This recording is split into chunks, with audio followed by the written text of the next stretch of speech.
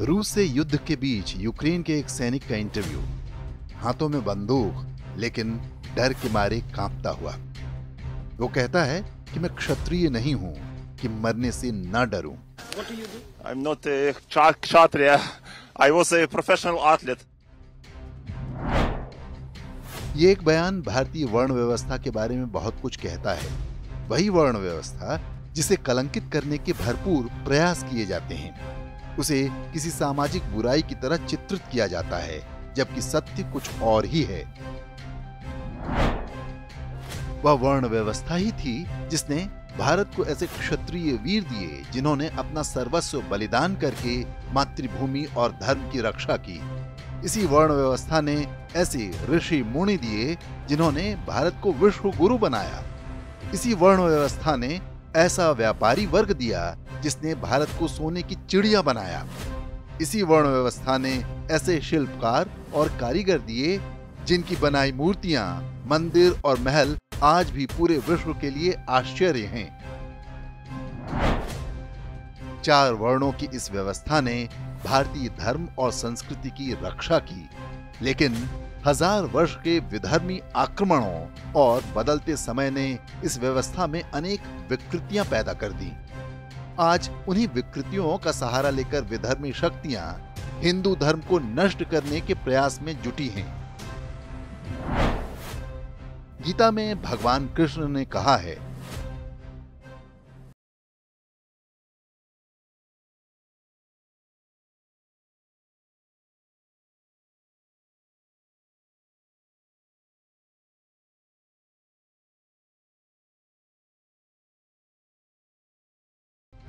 अर्थात श्री कृष्ण कहते हैं कि गुणों और कर्मों के आधार पर मैंने चारों वर्णों की रचना की है। ध्यान देने वाली बात है कि यहाँ वर्णों की बात हो रही है, जाति की नहीं। भगवान कृष्ण ने कहीं पर भी नहीं कहा कि किसी व्यक्ति का वर्ण जन्म के आधार पर तय होता है। बाद के समय में इसी वर्ण व्यवस्था को जन्म आधारित जाति का नाम दे दिया गया। संतानों में स्वाभाविक रूप से अपने माता पिता के संस्कार और गुण आते हैं। ब्राह्मण परिवार में जन्म लेने वाला स्वाभाविक रूप से ईश्वर और ज्ञान की ओर उन्मुख होता है। क्षत्रिय परिवारों में जन्म लेने वाले स्वाभाविक रूप से वीरता के गुणों वाले होते हैं। भारतीय समाज में सदियों तक बढ़ई, लोहार और कुम्हार जैसे ढेरों कार्य एक पीढ़ी दूसरी पीढ़ी को सिखाती रही है।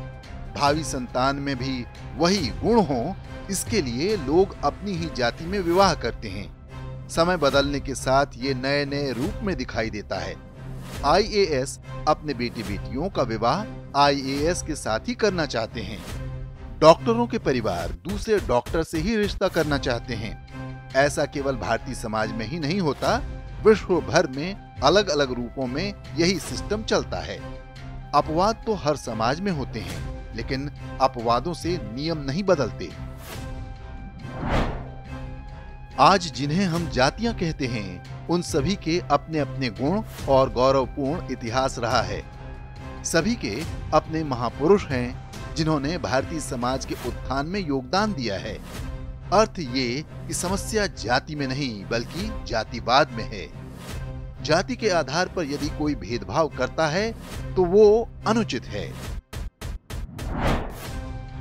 पहले जाति की भूमिका केवल आपसी रिश्तेदारी, नातेदारी और विवाहों तक सीमित थी, क्योंकि इनका संबंध व्यवसाय, खान-पान और आदतों और भावी पीढ़ियों के संस्कारों के साथ हुआ करता था।